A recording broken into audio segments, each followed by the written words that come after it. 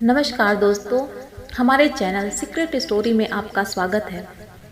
हमारे आज के वीडियो का विषय है 16 सोमवार व्रत की कथा।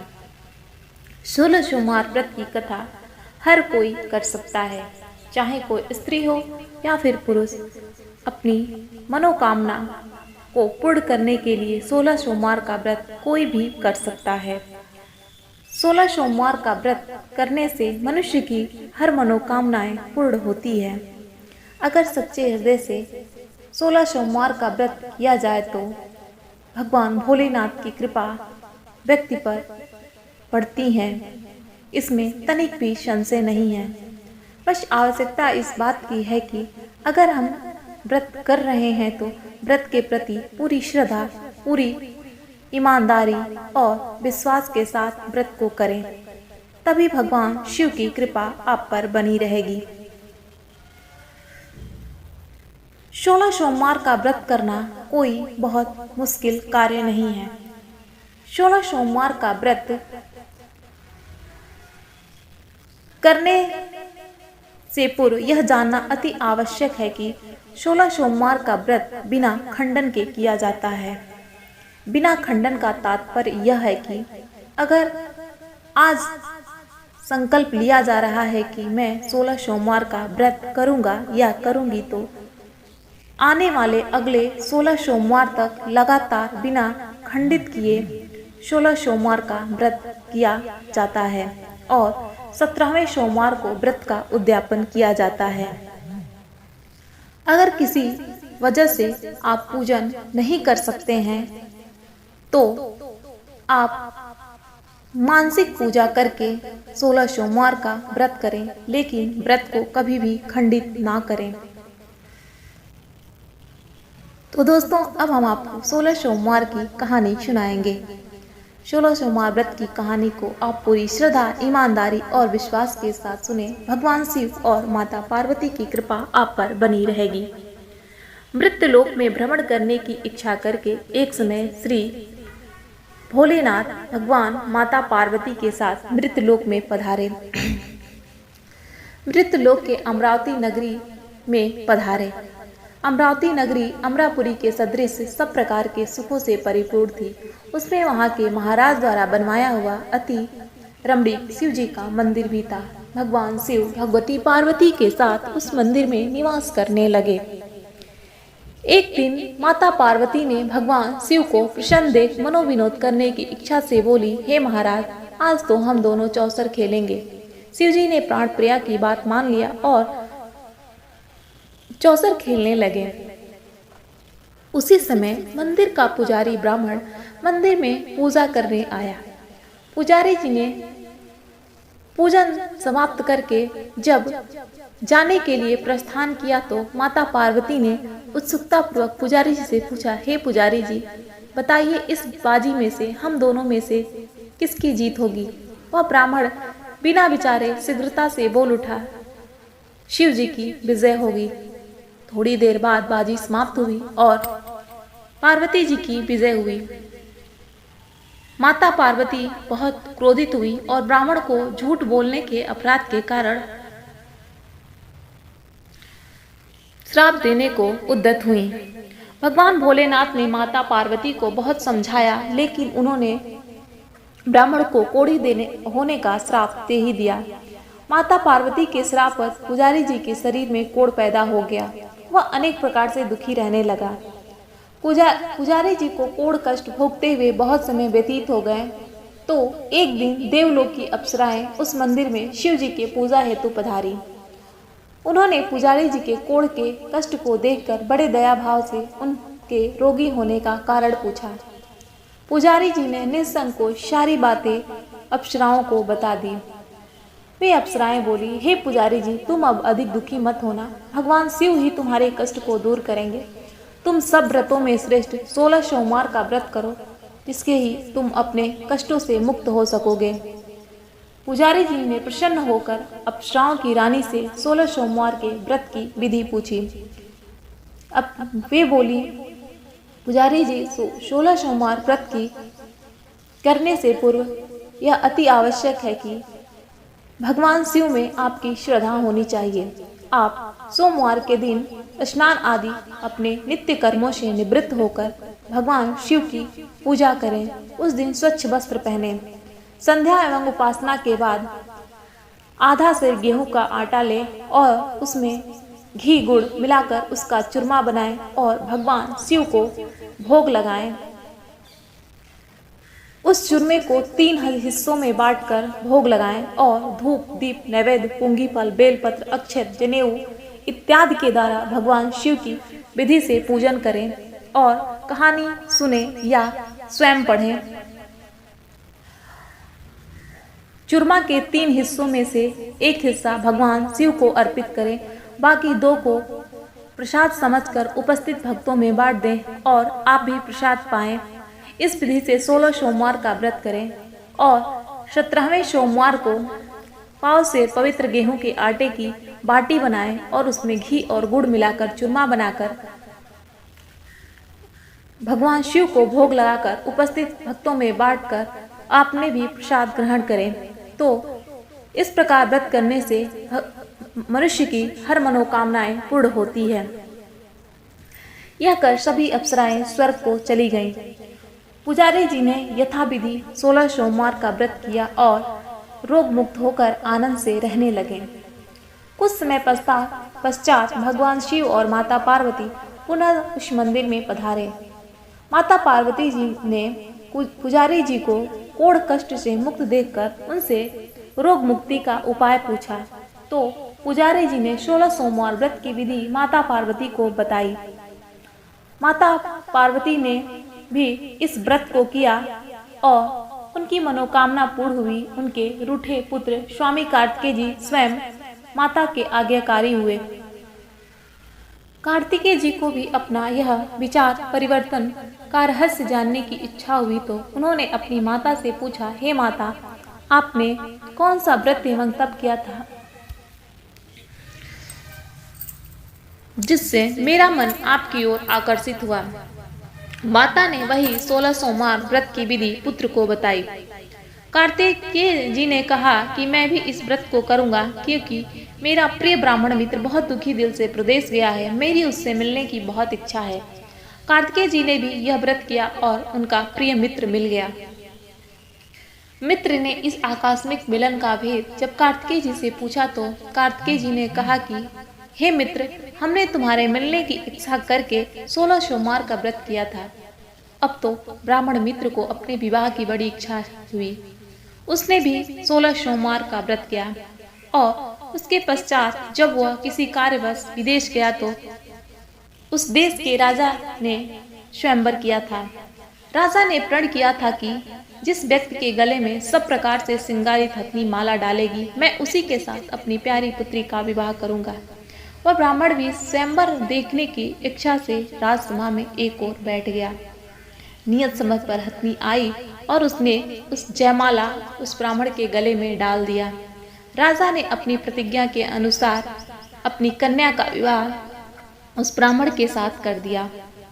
ब्राह्मण सुंदर राजकन्या पाकर सुख से जीवन व्यतीत करने लगा। एक दिन राजकन्या ने अपने पति से प्रश्न किया, हे प्राणनाथ, आपने कौन सा भारी पुण्य किया था जिससे हथनी ने राजकुमारों को छोड़कर आपका वरण किया? ब्राह्मण ने 16 सोमवार व्रत की कथा अपनी पत्नी को सुनाई। राजकन्या भी पुत्र कामना करके 16 सोमवार का व्रत करने लगी। व्रत करने के पश्चात उसकी मनोकामना पूर्ण हुई और उसने एक सुंदर, सुशील और धर्मात्मा पुत्र को जन्म दिया। माता पिता दोनों उस देव पुत्र को पाकर अति प्रसन्न हुए और उसका लालन पालन भली प्रकार करने लगे। जब पुत्र कुछ समझदार हुआ तो उसने अपनी माता से प्रश्न किया, हे माता, आपने कौन सा व्रत एवं तप किया था जिससे मेरे जैसा पुत्र आपके गर्भ से उत्पन्न हुआ? माता ने वही 16 सोमवार व्रत की कथा अपने पुत्र को बताई। पुत्र भी राज्य कामना से 16 सोमवार का व्रत करने लगा। व्रत करने के पश्चात एक राजा के दूतों ने आकर उसका वरण किया। राजा ने ऐसे सर्वगुण संपन्न ब्राह्मण पुत्र के साथ अपनी कन्या का विवाह करके बड़ा सुख प्राप्त किया। राजा के दिवगत हो जाने पर इसी ब्राह्मण पुत्र को सिंहासन पर बैठाया गया, क्योंकि दिवगत राजा का कोई पुत्र नहीं था। राज्य का उत्तराधिकारी होकर भी वह ब्राह्मण पुत्र 16 सोमवार का व्रत करता रहा। जब 17वां सोमवार आया तो उस विप्र ने अपनी पत्नी से पूजन सामग्री लेकर शिवालय चलने को कहा, लेकिन उसकी पत्नी ने उसकी आज्ञा की परवाह न किया और सारी पूजन सामग्री दास दासियों द्वारा भिजवा दिया। जब राजा ने पूजन समाप्त किया तो आकाशवाणी हुई कि हे राजन, अपनी इस पत्नी को राजमहल से निकाल दे, नहीं तो तेरा सर्वनाश कर देगी। शिव जी की आकाशवाणी को सुनकर राजा के आश्चर्य का ठिकाना न रहा। उसने अपने मंत्राण गृह में आकर अपने मंत्रियों को बुलाया और कहा कि हे मंत्रियों, आज मुझे शिव जी की आकाशवाणी हुई है कि तू अपनी इस पत्नी को राजमहल से निकाल दे, नहीं तो तेरा सर्वनाश कर देगी। राज के मंत्री एवं सभासद सभी दुख और विस्मय में डूब गए, क्योंकि जिस कन्या के कारण राज्य मिला था, राजा उसी को निकालने की जाल रच रहा है। खैर, राजा ने अपनी पत्नी को राजमहल से निकाल दिया। रानी दुखी हृदय से भाग को कोसती हुई नगर के बाहर चली गई। बिना पत्राड़, फटे वस्त्र पहने, भूख से दुखी धीरे धीरे चलकर वह एक ग्राम में पहुंची। वहां एक बुढ़िया सूत काटकर बेचने जाती थी। रानी की करुण दशा देखकर उसने बोला, चल तू मेरा सूत बिकवा दे, मैं वृद्ध हूँ, भाव नहीं जानती। यह सुनकर रानी ने बुढ़िया के सिर से सूत की गठरी उठाकर अपने सिर पर रखी और आधी आई बुढ़िया की सूत पोटली सहित उड़ गई। बेचारी बुढ़िया पछताती रह गई और रानी को अपने से दूर रहने को कहा। तत्पश्चात रानी एक तेली के घर गई तो शिव जी के प्रकोप से तेली के सब मटके उसी क्षण झटक गए। तेली ने भी रानी को अपने से दूर रहने को कहा। उसके बाद रानी एक सरोवर में नदी में जल पीने के लिए गई। उसके हाथ का स्पर्श होते ही नदी का समस्त जल सूख गया। तत्पश्चात रानी एक सरोवर में सीढ़ी से उतरकर जल पीने गई। उसके हाथ का स्पर्श होते ही नील कमल का सदृश जल असंख्य कीड़ामय होकर गंदा हो गया। रानी ने भाग्य पर दोषारोपण करते हुए उसी जल को पीकर पेड़ की शीतल छाया में विश्राम करना चाहा, लेकिन रानी जिस पेड़ के नीचे जाती उसके पत्ते तत्काल गिर जाते।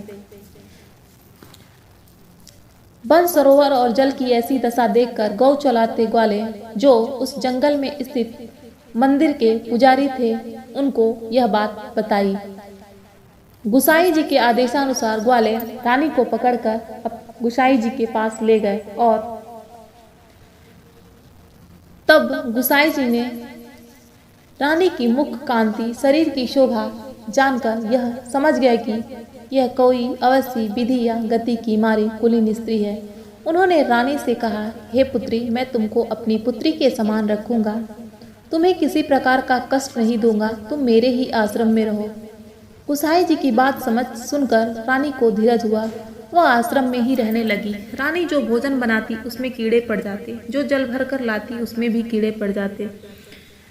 रानी की यह दशा देखकर गुसाई जी बहुत दुखी हुए। उन्होंने बोला, हे बेटी, तुम्हारे ऊपर कौन से देवता का प्रकोप है जिससे तुम्हारी ऐसी दशा हुई है।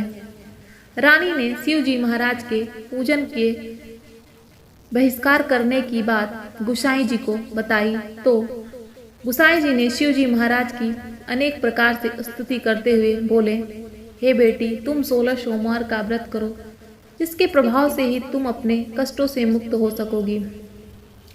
रानी ने 16 सोमवार का व्रत किया और 17वें सोमवार को विधि विधान सहित पूजन किया। उस पूजन के प्रभाव से राजा को रानी की याद आई और उन्होंने सोचा कि रानी को गए बहुत समय व्यतीत हो गए, उसे ढूंढना चाहिए। यह सोचकर राजा ने रानी को ढूंढने के लिए चारों दिशाओं में दूत भेजे। वे दूत रानी को ढूंढते हुए गुसाई जी के आश्रम में पहुंचे तो और गुसाई जी से बोले कि रानी को हमारे साथ जाने की आज्ञा दी, लेकिन गुसाई जी ने मना कर दिया। दूत चुपचाप लौट गए और राजा को रानी का पता पाए बताया। रानी का पता पाकर राजा स्वयं गुसाई जी के आश्रम में आए और बोले कि हे महाराज, जो देवी आपके आश्रम में रहती है वो मेरी पत्नी है। शिव जी के प्रकोप से मैंने इनको त्याग दिया था। अब इन पर से शिव जी का प्रकोप शांत हो गया है। कृपया आप इनको मेरे साथ जाने की आज्ञा दीजिए। गुसाई जी ने राजा के वचन को सत्य समझकर रानी को राजा के साथ जाने की आज्ञा दी और राजा गुसाई जी की आज्ञा पाकर रानी प्रसन्न होकर अपने नगर में आई। नगर वासियों ने नगर को तोरण एवं बंद द्वारों से विभिन्न विधि से सजाया। घर घर में मंगल गान होने लगे। ब्राह्मणों ने विविध वेद मंत्रों का उच्चारण करके अपनी राजरानी का स्वागत किया। ऐसी अवस्था में रानी ने अपनी राजधानी में पुनः प्रवेश किया। स्थान स्थान पर सदा व्रत खुलवाए गए, जहां भूखे लोगों को भोजन मिलता था। इस प्रकार राजा रानी के साथ 16 सोमवार का व्रत करता हुआ इस लोक में समस्त सुखों को भोगकर दोनों शिवपुरी को पधारे। इस प्रकार जो मनुष्य मनसा वाचा कर्मणा और भक्ति के साथ 16 सोमवार का व्रत एवं पूजन विधिवत करता है, उसकी सबो मनोकामनाएं पूर्ण होती है। इति श्री 16 सोमवार व्रत कथा। तो दोस्तों, आज की वीडियो आपको कैसी लगी हमें कमेंट में ज़रूर बताइएगा। और अगर आपके पास भी कोई भी धार्मिक मान्यताओं से जुड़ी हुई कहानी हो जिसमें आपने भगवान के अनुभव को महसूस किया हो, तो हमें ईमेल करें। हम आपकी कहानी को अपने वीडियो के माध्यम से प्रकाशित करके लोगों तक पहुंचाएंगे। जय माता दी।